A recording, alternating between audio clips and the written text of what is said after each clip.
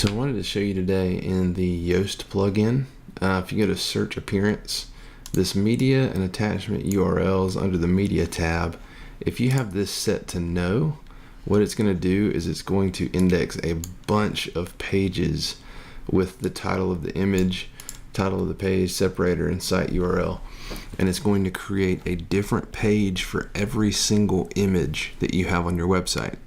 Now this is what we call cluttering Google's index.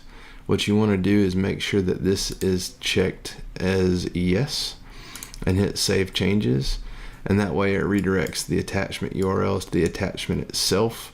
It will not show the media and search results with all this metadata in there. So just make sure that's marked as yes, and then request, if you do have a bunch of media URLs in Google, you'll need to request that Google remove those.